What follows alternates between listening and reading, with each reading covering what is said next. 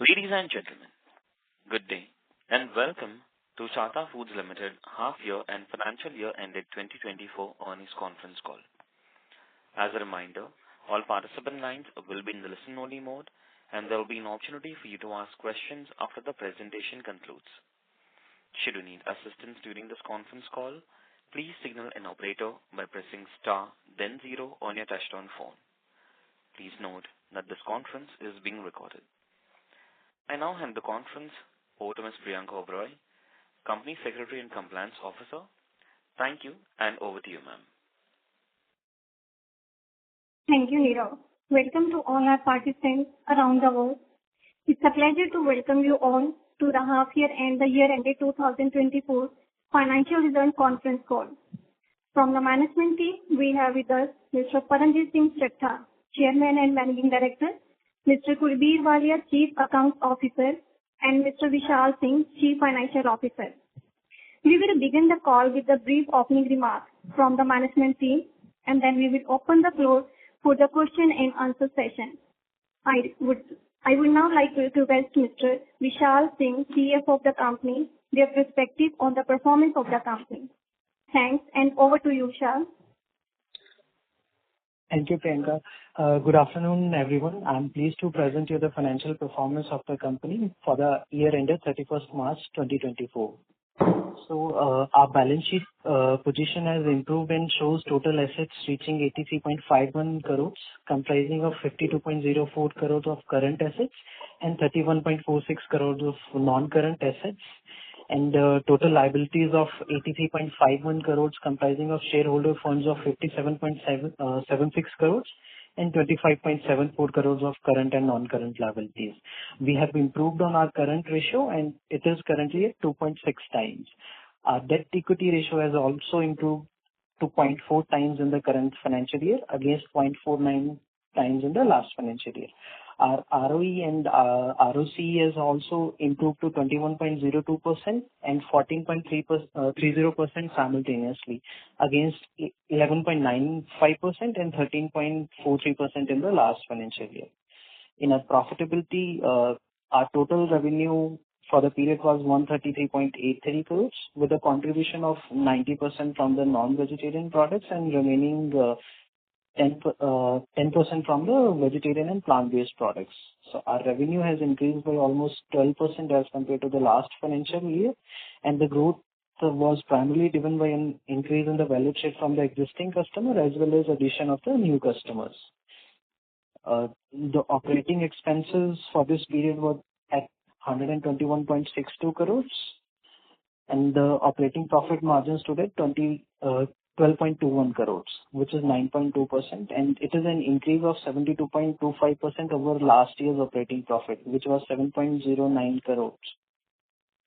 And the contributing factors for this increase were, one, the supply chain disruption in raw material and packaging material over the last few years have settled down, and we were able to source RM and PM at better prices. Second, the introduction of new customers and products at better terms. And third was the this increase in revenue has also helped us to get the benefit of economies of scale, contributing to the better profits of the company. So for this period, our net profit was 6.16 crores, representing an increase of almost 150% from the past financial year. And our cash flows from the operations for this period were 12.18 crores, and the cash generated from operating activities post working capital changes and taxes was 3.51 crores. Our cash flow from investing activities was 24.61 crores. It comprises capital expenditure of 1.63 crores and directed towards purchase of machinery for the support of existing business and introduction of new products. And second, bank deposit of 23.01 crores and interest received of 3.27 crores. And our cash flow from financing activities were 26.06 crores, which comprises of 33.39 crores of proceeds from the IPO and payment of 7.33 crores towards our borrowings and share issue expenses. So our cash and cash equivalent for this period was 5.05 crores. Thank you. That's all on the financial performance of the company from my side. So we can move to the question and answer session. Thank you very much. We'll now begin the question and answer session. Anyone who wishes to ask a question may press star and one on their touchtone telephone. If you wish to remove yourself from the question queue, you may press star and two. Participants are requested to use handsets while asking a question.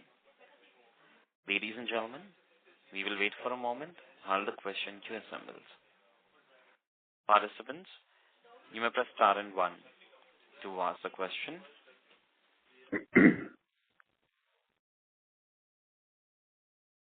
The first question is from the line of Gaurav from Excellence Research. Please go ahead. Hello, sir. Am I audible? Yes, you're audible, Gaurav. Yeah. Thank you for the opportunity. So my first question is, what would be the maximum annual capacity of the new veg plant?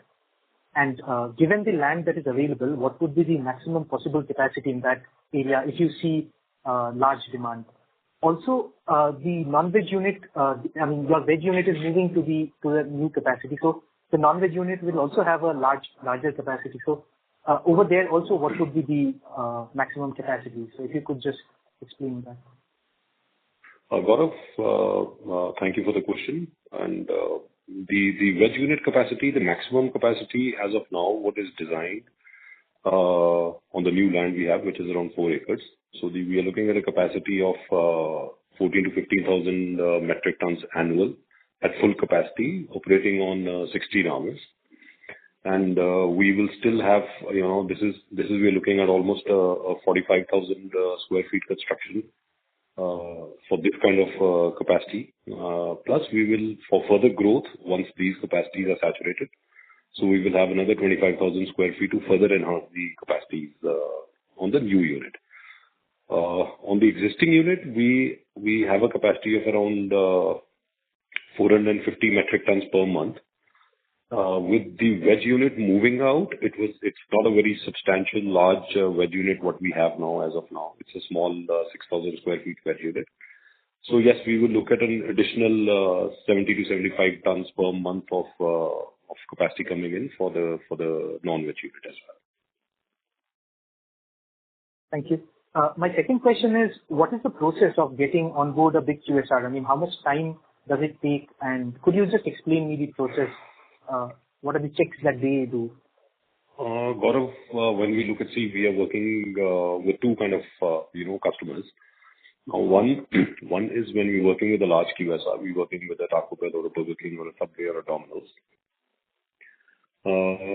The normal checklist is like we get registered with them as vendors, which is obviously we have to meet all their financial statutory compliances also. They have to see the financial strength of the company because the large companies, eyeing a huge growth in the coming years.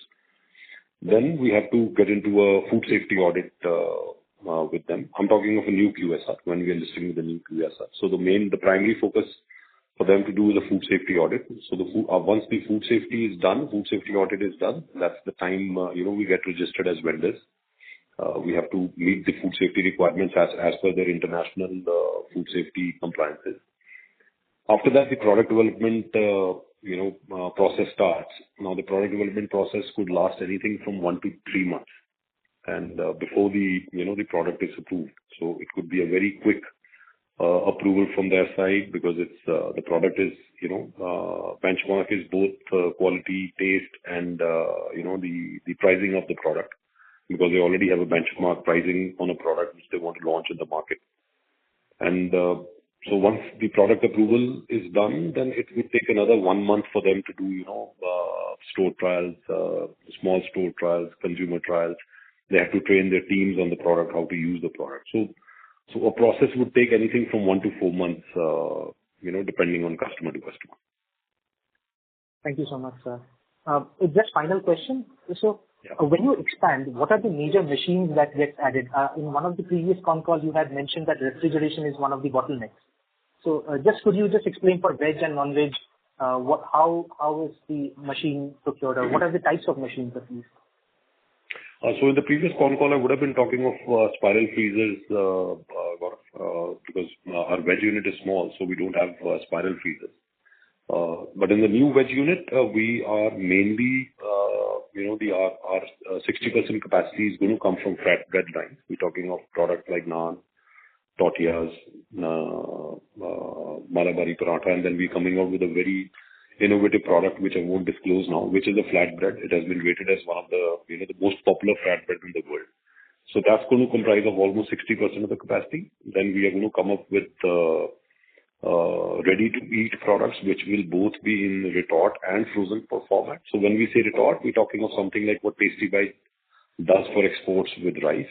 So that's what we are targeting. And then we will have the frozen to fry line, which we are already doing in the existing unit. But so we're talking of products like veg patties, veg savory snacks, whatever. But in the new plant, it's going to be a much larger line. And when we talk of refrigeration, so we are, for all these lines, we are coming up with spiral freezers. So when we talk of spiral freezers, so everything, the product gets frozen online. The product comes out of cooking, goes to the spiral freezer, and comes out at -18, and we pack it. So that's the kind of setup we are going to have. Understood, sir. Thank you for the answers. I'll wait and see. Pleasure talking to you, Gaurav. Thank you very much. Participants, you may press star and 1 to ask a question. Next question is from the line of Vinayak Pawar, individual investor. Please go ahead. Good afternoon, everyone, and thank you for the opportunity. My first question is, what is the revenue and profitability guideline for the financial year 24-25? Sorry, Vinayak, I really couldn't. Your voice is echoing a little. Can you please repeat your question? Yeah, revenue and profitability guidelines for the financial year 24-25. So on revenue, we are looking at a 15 to 20% growth in revenue for 24-25. And profitability also should be an improvement of around 10% on the PAT, Vinayak. Okay. My another question is, what is the capacity of new plant for the veg segment? The capacity will be around 14 to 15,000 metric tons annually, Vinayak, for the new plant. Okay. Yeah. Okay. My another question is, any plan for retail business penetration? We are not planning to do it in the chicken, in our existing non-veg business, Vinayakji. But yes, we are coming up with some very innovative products in the new unit, and we are definitely, I won't say for sure, but we are definitely working on, we are coming largely into the, flatbread business in the new plant. Flatbread bole to, we're looking at products like naan, tortillas, and we, over a period of time, we see, a demand growing for these products, with the newer generation coming in, with people not cooking at home, people, looking at these ready-to-eat options with the younger generation coming in. So we are definitely looking at the idea to go B2C in a very small way to begin with, and then slowly expand our footprint in the B2C business with the bread line, with the bread products. My another question is, what is the status of export plan of Middle East countries, namely Saudi Arabia and UAE? For the new plant, we are definitely looking at exports, Vinayakji. So that's one of the major areas we will focus on. So even in our financials, what we are planning for the next 3 years ahead, we are looking at budgets to participate in, the Gulf food fairs and other fairs, the trade fairs to, it's going to be a very big focus for us on the exports. This new plant with such a high capacity is designed and meant to have a very strong focus on exports as well.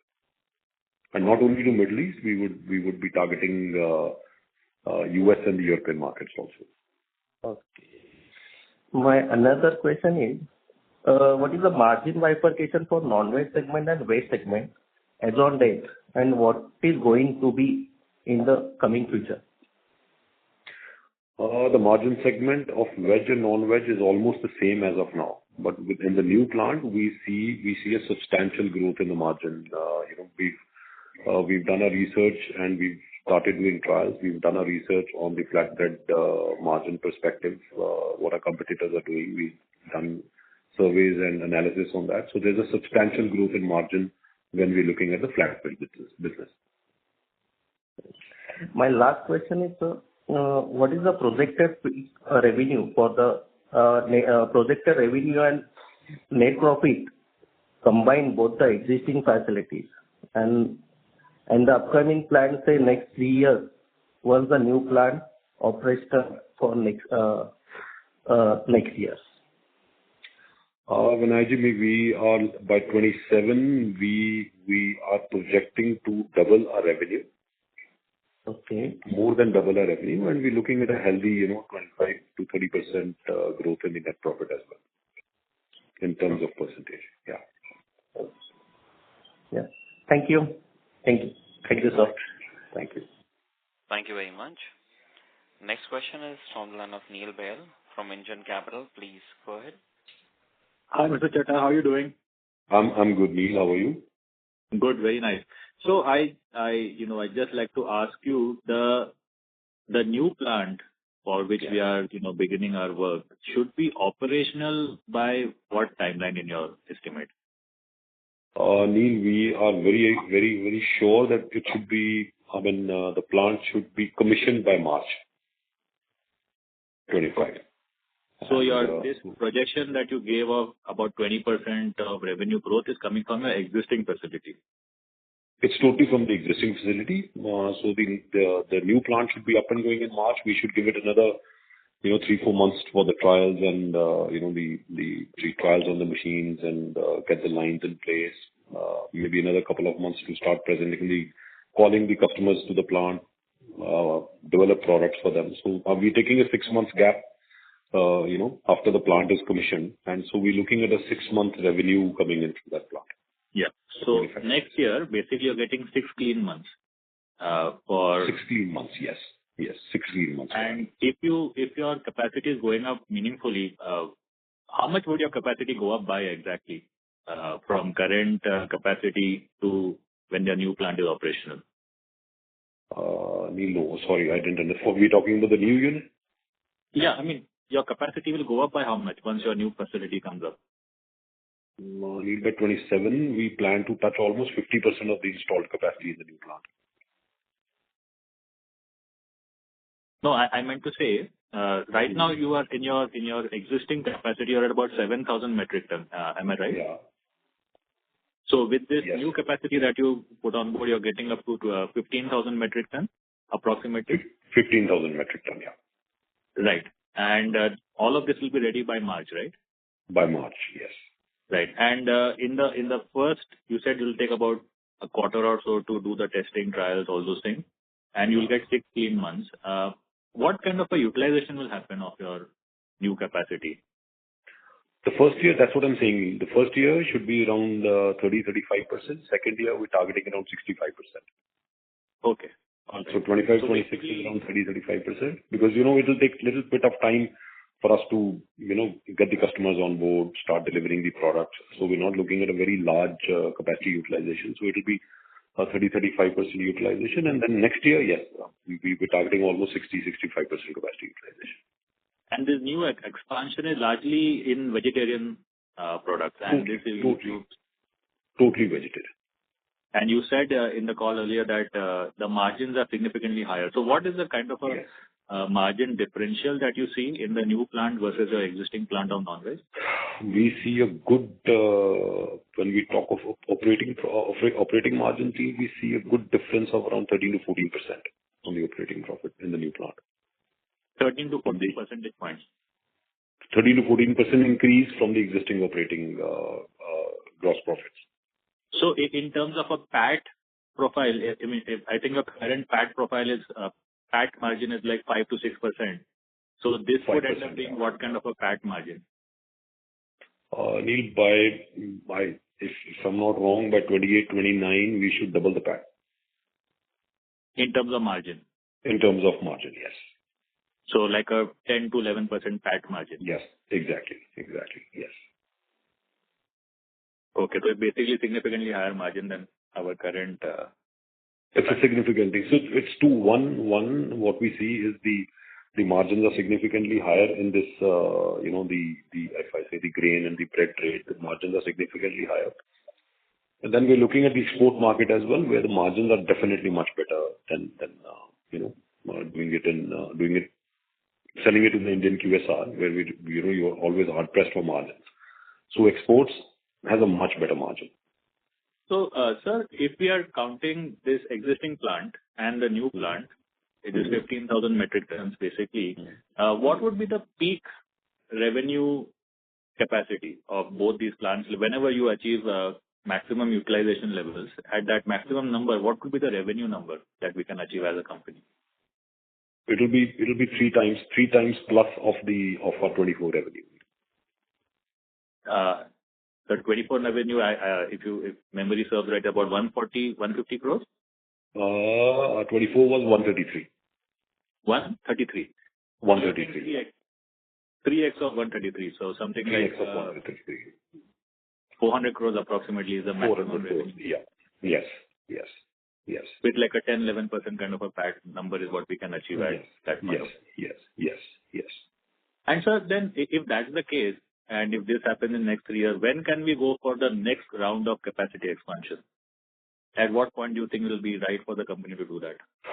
Neil, I think for chicken, the way things are moving now, we might have to look at a capacity expansion in 26. Next year? Next to next year. 24, 25, 26, we will need a capacity expansion in chicken with the way the trend is going on now.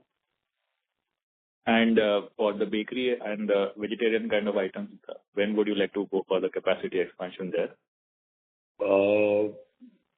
I think in the year 28, 29. Okay. And capacity expansions, Neil, could come in earlier, because we're going in with a lot of varied products. We have developed some I won't, because the product is still to be launched, so I will not talk about the product or the customer we are supplying it to, a very large customer. And we have developed a very, very innovative product, which is as a bakery product, as a dessert bakery product. It's going to be launched on the 22nd of, this month, July. So if these kind of products we are able to develop, we might have to go into for some additional expansions even earlier if these kind of products take off in the veg section. Exactly. So I'm pretty sure you must be having a sense of how the industry is shaping up. Where do you think we have the maximum, as a sector? Would you like to grow further, more or less in the vegetarian segment around the bakery side itself, or do you think some other areas where we will grow beyond? So this is the first level of expansion I understood, which you just mentioned. What do you think the company can achieve over time? Keep on expanding in the bakery segment, you think? We'll keep on expanding in the bakery and the chicken section. Bakery is huge. I still feel we have a long way to go in bakery in India. We have a long way to go in bakery in India at an industrial level. Bakery at a small level, at a store level is okay, but bakery has to go a long way in the industrial level. And there's so much you can do in bakery. And this is largely around breads, largely. Naan. We are starting as breads, but like I said, what we've developed for one of our large customers goes much beyond bread, goes in as a dessert, as a frozen dessert. So it could move from breads to frozen desserts also. All right. And also other things like tortilla and stuff like that. That is all covered in breads, Anil. That is all covered in breads. That's all covered in bread itself. That's all covered in breads, yes. Wonderful. So this is all I wanted to know as to how the company's future may look beyond our existing expansion plans that we have in mind. So you're saying that there is far more room to expand further. I mean, the industry is big enough for us to keep on expanding as we keep going on higher utilization levels. Yes. Okay. Wonderful. That's all from my side, sir. Thank you. Thanks, Neil. Thank you so much. Thank you. Next question is from the line of Nirvana La from Badrinath Family Office. Please go ahead. Hi, sir. Good afternoon. Am I audible? Yes, you're audible. Yeah, thanks. So basically, my first question is around the strategy for our new veg line. So I've heard you talk about multiple things, like there's bakery and there's, vegetables itself. Then there's, our own brand sales versus large QSR that we're already doing. Versus we've also talked about independent QSR, as in the small QSR case. Yes. And then you talked about exports also. So basically on these 2-3 dimensions, if you can help us understand what is your strategy with the new veg line of 15,000 metric ton capacity, like bakery versus vegetables, and then on these different customer segments, and then exports, like what percentage of top line or capacity are you targeting for which segment, and what is your priority? Sir, our priority to begin with, when we talk of a bakery line is something which I mean, when we talk of breads also, it's kind of a bakery product only. So when we talk about the customer base, yes, exports is one customer, is one segment. Large QSR is another segment. Small QSR, standalone. I won't say standalone, but yes, small QSR, casual dining restaurants, flight kitchens, they're all another segment what we're looking at. And then we are looking at the own brand sales also in the domestic market. So strategy, sir, mainly for the large QSR, there is a huge demand for breads, certain kind of breads which we are developing, which we propose to start producing. So there already is a huge demand. We are already in dialogue with customers. We have already started product development. So we are already very deeply rooted with all the large QSR. We know what's the demand. We know what's going to be their future demand. We're already in discussion with them. So that is good. It is going to be the same strategy as what we have for chicken, approaching them with products or designing or developing products for them as per their requirement. For exports, it's not going to be our own brand sales. For exports, it will mainly be a white label kind of a business we want to do. We have no plans as of now to go into our own brand sales for exports. So it will mainly be contacting the large overseas retail, hypermarkets for the private label. It will be participating in fairs, the large fairs like Anuga, like Gulf Food or other fairs all over the world, to be able to do white label for large customers. And for the small QSR, our sales team is already in place. Our distribution network, we are already expanding. We are getting inputs, data, pricing, structures, requirements from our sales team, how it works. So by the time we hit the new plant, I think we should be present in at least 60 to 70 cities with distributors for the large and the small QSR. For the B2C, for our own brand, we are still toying with the idea. We are still trying to understand the market. We are definitely interested in going into the B2C market for the flatbread product, because in the coming times we do see a lot of demand growing in this segment. It is already there at a very nascent stage, but over a period of time we see a huge demand coming in for these flatbread products, because cooking at home in metro cities, even in a city like Chandigarh, is really diminishing. Domestic help availability is decreasing. Domestic help cost is growing. The delivery pattern is becoming very popular. So that's how we plan to do it, if I'm able to answer your question. Right. Got it. So you mentioned that 15,000 ton capacity and about 60% utilization is what you're looking at in 2 years. So by FY24. In 2 years. So if I look at your current FY26, 26, 27. So 24, 25, 26, 25, 26. Yes. Yes.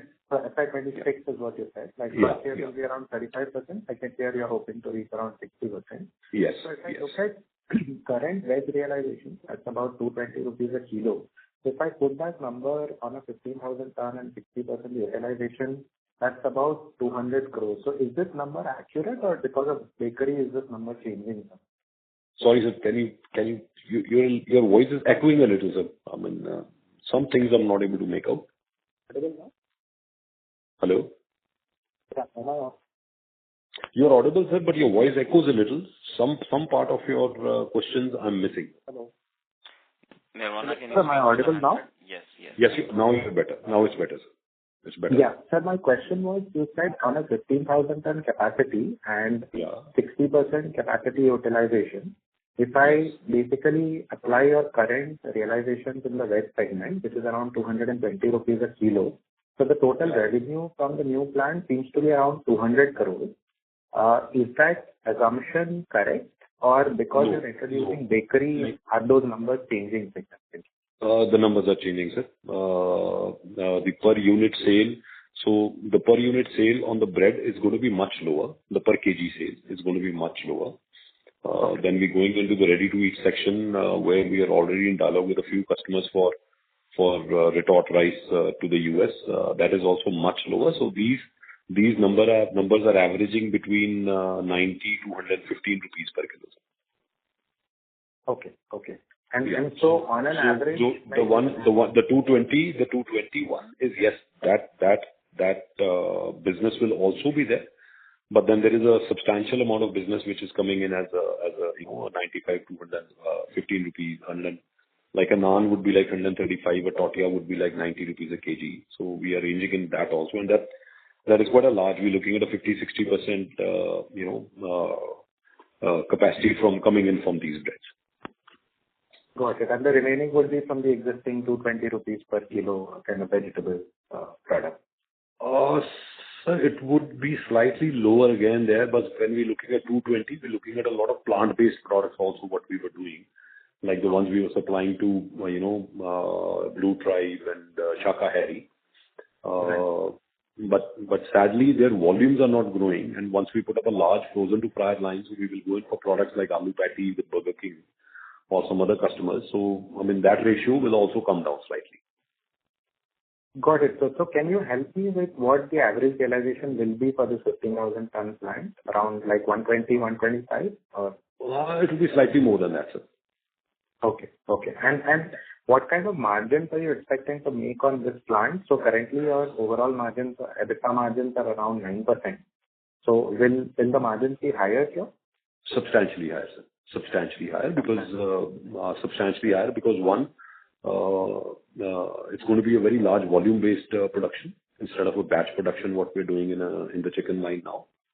So it's going to be a line volume-based production. We are very sure we will be lower on manpower utilization as well as compared to a chicken plant, a non-veg plant. And secondly, as per our industry surveys, we have done competition analysis and what is selling in the market now. The margins are way higher than what we are doing as of now in chicken. So the margins in the bread line are substantially higher than what we are doing now. So just to get an idea, even if we do a price war, even then the margins are substantially higher. Okay, so just to get an idea, so would they be like 15% compared to the 9% we do right now? Close to that, sir, yes. Okay, got it. And sir, we recently, basically we were doing some industry research and we found out that one of your largest customers in the pizza segment, they have actually gone in-house in their, the meat sourcing in South India. So they have actually replaced the vendor and they are now doing it in-house. So how do you see that from your existing business perspective? Is that something that the industry or that particular customer is moving towards and therefore, is also a threat for us in the north? Sir, that has been, I don't know when they declared it, but they have done it from the last financial year. I mean, it's been almost 7 to 8 months or maybe 9 months. They have been, producing some of the products from their Bangalore unit. But simultaneously, the volumes are also growing. So the north and the east business, plus a lot of other products for which they don't have the capability, are still with us and they will remain with us. Plus, we are also simultaneously developing a lot of new products. So this was Setting up the facility was, before they set up or in the process of setting up, it was very openly discussed with us. The business strategy was very openly discussed with us. So I don't see it as a like a, yes, our business might not grow with Domino's or our existing customer, but the business will sustain. It will sustain. It will be a sustainable business. Okay. Got it. And final question, sir, from my side. So, what we have understood in the industry is that, in terms of, say, topping suppliers or finished product suppliers like Chatha, there are two kinds of vendors, one who are able to be very agile and sort of serve whatever the NPD team of the QSR is, designing. They are able to collaborate with them and deliver that product. And the second is a company which is innovating on its own, on new SKUs and maybe bringing those to QSRs or selling them under their own brand. So from whatever we have understood, Chatha's DNA seems to be on the former side, where we prefer the QSR to innovate and we are very good at execution. So do you feel that needs to change for us to grow going forward? And are we therefore taking any steps in building our own NPD team? What kind of, hiring are we doing there? And in the new plant, are we going to sort of see more NPD driven by Chatha? In a new plant, it's going to be more of the latter, sir. It's going to be more. Even now, we have shifted gears. Even now, we have really started innovating on products. We will, in another month and a half time, we have developed some very innovative products for a few of our customers. We will disclose them once those products are successfully launched. So in own brands that QSR doesn't buy, in brands. So mainly like even we supply, so it's mainly manufactured by Chatha Foods. It's an institutional pack. Companies like McCain's, who are world leaders, who are very large, obviously, yes, they do supply products which they don't really, develop for customers, and we call them the picking up off-the-shelf products. But majority of the companies, if what I am aware, majority of the business from all the vendors is designed on the way the NPD team, because it is not, when the NPD team is working in QSR, it is not only developing a product, it's got a lot to do with what marketing wants, what price marketing wants to sell up. So it is even the QSR is coming back a long way from consumer preference to consumer price preference to product development and then to getting it developed. So it is primarily going to stay this way. But yes, in the new plant, we would be looking at developing a lot of new products and showcasing them to QSR. Because as of now, in chicken, it's just one raw material we have, so there is not much scope of showcasing. I hope you understand. Hello? Yeah, sure, sir. Can you but when we go into the vegetarian segment, your source of raw material changes. The kind of products you can showcase, is much larger. You can go from dairy products to dessert products to bakery products. So, in chicken, there is a limitation on showcasing because your primary raw material remains just the same. Sure. And sir, final question from my side. We decided to go into vegetarian just a year or so back, and now in a big way it seems like. So was funds the only constraint, and therefore we were waiting for this kind of an IPO to happen before we ventured, or was there any other reason that we did not venture into veg before? No, so we did not venture into it before because we wanted to, but then we were shaping up very well on a chicken business before COVID hit us, and we would have gone into this veg. It was always on our mind. We would have gone into it earlier, but then COVID came on, business dropped, and so we thought that it's better to start out with a small facility, do test markets, see how the customer responds. One. Secondly, the major interest, sir, was exports. So we set up the veg unit, we spoke to customers, but exporting just one line of products does not work. Like we just had the side snacks or the finger food option with us as of now. Once we thought we'll do export, we did a lot of research. Breads came in as a winner for exports. Retort rice came in as a winner. So the thought was always there, but we just wanted to go slowly into it and, before we go into a large investment.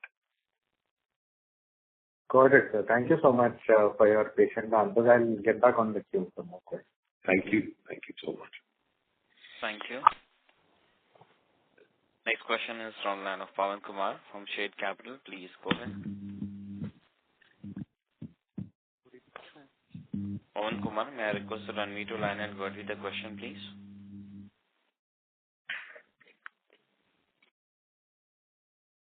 Pawan Kumar, if you can hear us.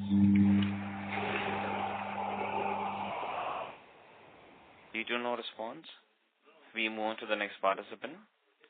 Next question is from the line of Agastya Dave from CEO Capital. Please go ahead. Thank you very much for the opportunity. Am I audible? Yes, you're audible, sir. Thank you very much, sir. You've answered most of the questions. I just had one question on what happens to your fixed costs after this expansion. You mentioned that the labor productivity would be much higher. Could you quantify that? Your capacities are growing up massively, so the current employee base is around 12.5 crores. How does that grow?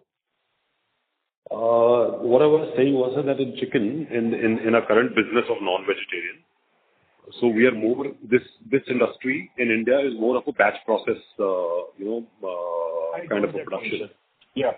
Yeah. Now you're going into more mass production. So now we are going into more line production, sir, where the most of the production is automized and it's a line production. Less involvement of manpower. Which is your wage bill from 12.5 crores, does it go to 50 crores? Or does it go to 30 crores? Or does it go to 25 crores? I mean, how much do you need to add? You still need people, right? Because it's a brand new plant. Sorry, sir, I didn't get a question. From 4 crores? So as of now, you are doing a 12.5 crores in employee costs.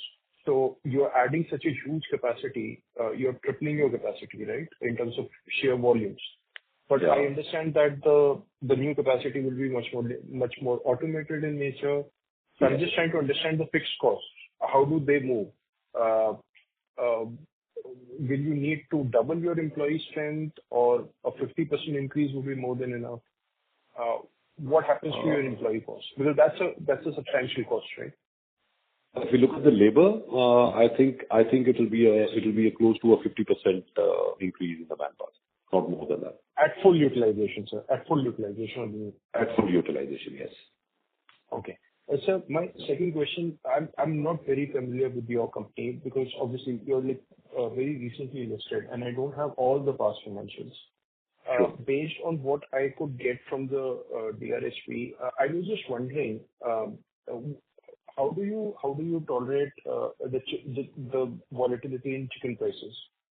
What's your arrangement with your clients? The volatility in chicken prices? Yes. We are normally on majority of our sourcing, we are working on annual prices. Majority of our sourcing. Like 70% of our chicken purchase is done on annual pricing. Our pricing with customers is also annual. So we just left with 20 to 30%, purchase on chicken, which we normally do on a monthly basis. Okay. So it is all hedged. I mean, it's all our pricing will always. So we are not buying on a daily basis prices of live chicken or the way the live market goes. So our purchases, most of the times, or majority of our purchase is done on annual basis. So historically, have you ever had the issue with do you get squeezed on either side? For example, if the chicken prices are spiking, but you have an annual pricing agreement with your customers, so they will say, come after 1 year. Is there a lag in passing on the prices? There have been a few incidents where our customers have fully supported us. See, if we can, it's very simple, sir. If we can genuinely see, the chicken market is a public news. Everybody tracks it. Everybody can track it, right? It's available on apps. It's available everywhere. So there have been incidents where our customers have wholeheartedly supported us. But yes, the pricing it has to be justifiable that, okay, this price is going to sustain for the next 5-6 months.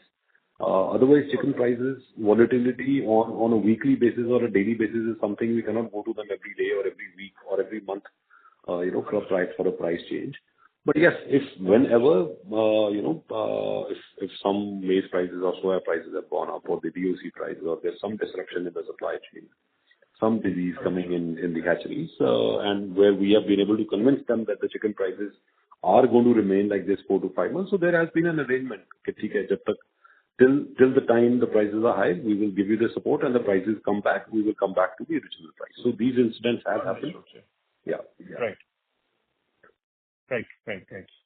So, on the CapEx side, the DRHP had mentioned around 30 crores for the new facility. So I was again wondering, it was also talking about approximately 29 metric tons per day capacity for the new plant. So this one seems to be slightly bigger than that. Are you revising the CapEx, capital expenditure? Yes, we are slightly revising the capital expenditure, and we'll be using our own internal accruals and bank finance to fund it. So would it be closer to 40 crores, sir? It will be close to 38 crores, sir. 38 crores. Okay. Yeah. But not much. Okay. Not much. Yeah. We wanted to increase the capacities. We are talking to our customers where the demand is quite high, one. And secondly, we've had a customer come in the earlier project, retorted rice, the boiled rice at shelf-stable boiled rice was not in the picture. But we had a customer who come to us who has a huge demand for boiled rice. It is something what other people also do in India. So that is one line which we have added, which is a substantial increase in the volume also. Got it. And so when you set up a new plant, how fungible is it? Are they very highly specialized equipment that you go for? I guess the refrigeration unit would be more or less the same. There will be common utilities, but what percentage of the machinery is extremely specialized? This time everything is special. The utilities are common. So this time, to be very honest, it's very special for us because we're moving from a chicken unit to a totally bread lines. But yes, all these lines are very, I wouldn't say they're very special or they're very unique, but different for us, and slightly different from a batch process to a continuous belt process or a continuous line kind of a process. But nothing, really what the world is not using or others are not using in India. Utilities are common, yes. The refrigeration, from what we have now, what we call as a blast freezing process, we are moving into the spiral freezing or the IQF process. Right. Yeah. Right. And just to ensure that I got the timelines right, you are starting the plant now. The construction is starting now, you will finish by March. Yes. 6 months of testing plus getting approvals. So we Yes.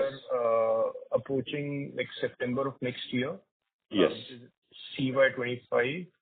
Then you get 6 months of FY26 when the production is initially starting. And then Yes. 27 you get around 65% utilization. Yes. As you ramp up. Yes. And before that, you will, going by the trends, you may have to go for another round of expansion in the non-veg unit.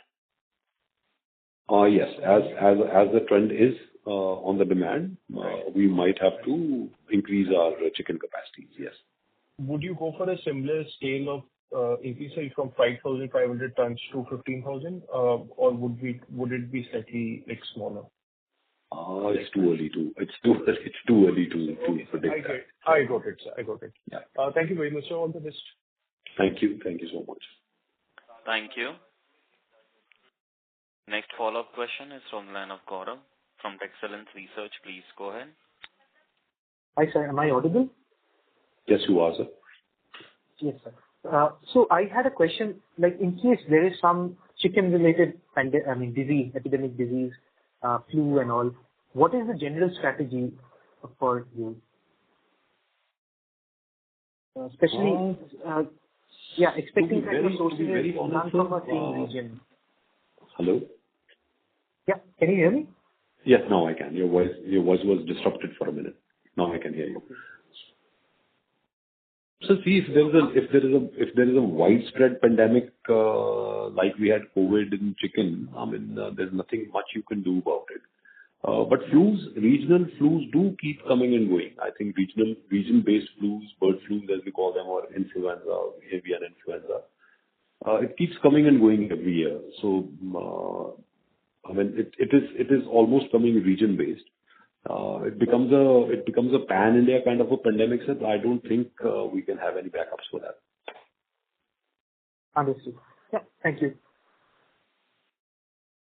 Thank you. Next follow-up question is from the line of Nirvana Laha from Badrinath Family Office. Please go ahead. Yeah, thanks for the opportunity again, sir. Sir, if I look at your history from March 2019 to March 2022, for these 4 years, our revenues actually degrew and then sort of they remained flat for 4 years. And then for the last 2 years, we've been seeing good growth.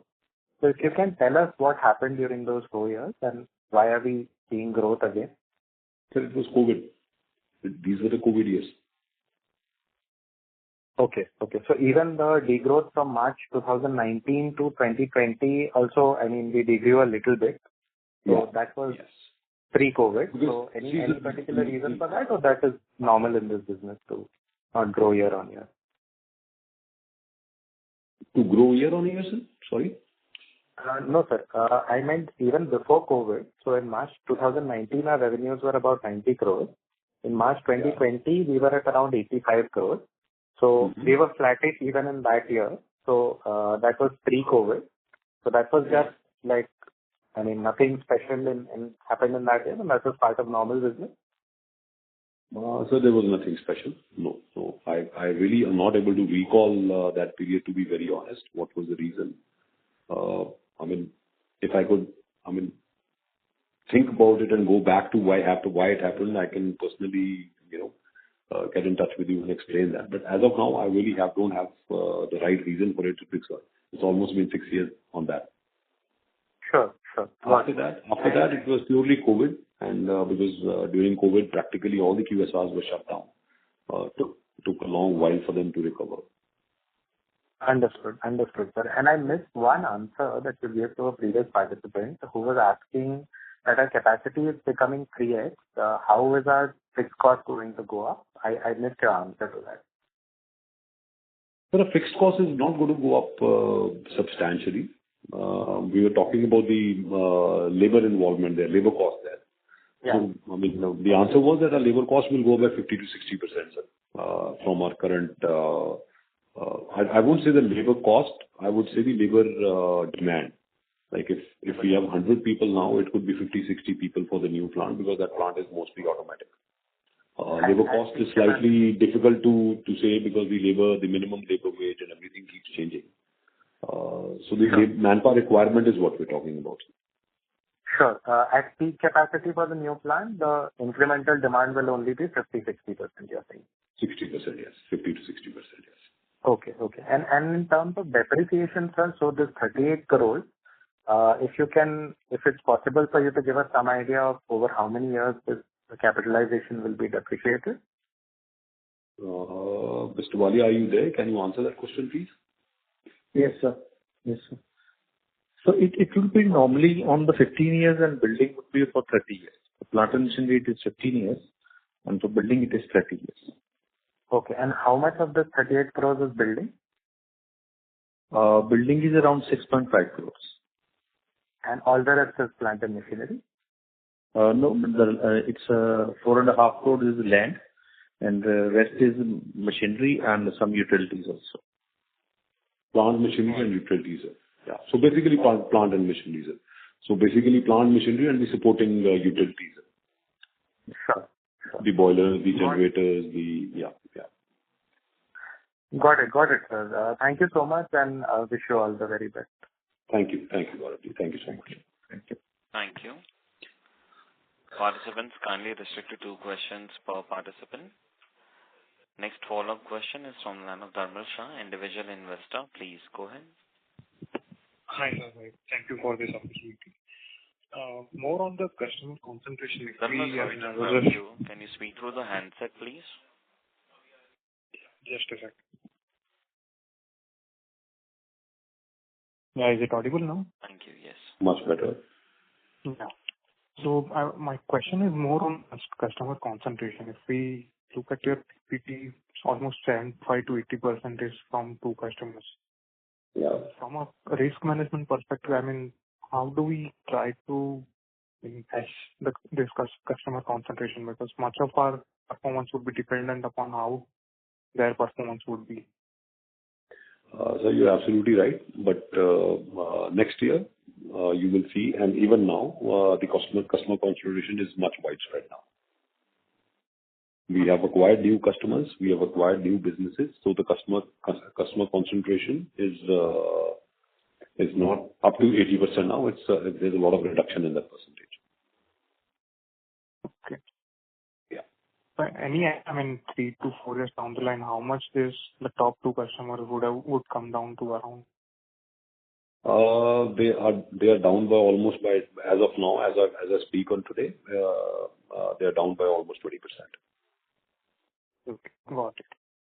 And another follow-up question. Usually QSR industry is growing very fast, but there is a very high attrition within the industry as well. So even if we onboard our new customers, and I mean, how do we that those would be our long-lasting relationships?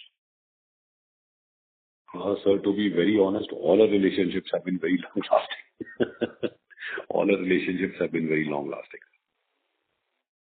Got it. Yeah. Got it. And just a follow-up questions from one of the previous participants. I mean, how does the pricing work with our top two customers? Is it, annually? Yes, it is annual. In contracts or? Yes, it is annual. Well? It is annual, sir. Good. And what would be our wallet share with these two customers broadly? Sorry, sir, what would be? I mean, how much would the Chatha Foods account for their meat procurement? Sir, I really wouldn't be sure. But I think with Subway, we should be at above 80%. With Domino's, we should be close to 65%. Got it. And the remaining 35 and 20% for both the companies, is it their in-house processing or are there any companies? No, sir. You see, Domino's is in-house. They recently started it, but as you would know, that these companies, all the customers are very large customers, spreading at a very fast pace, growing at a very fast pace, large number of stores, large number of customer base.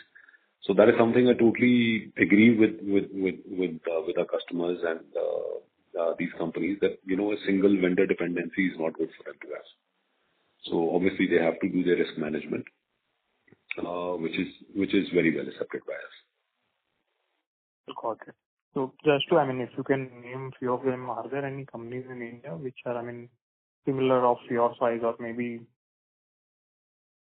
So there are companies, there is Darshan Foods, there is Vista, they're much larger. Venky's is much larger than us. CP is much larger than us.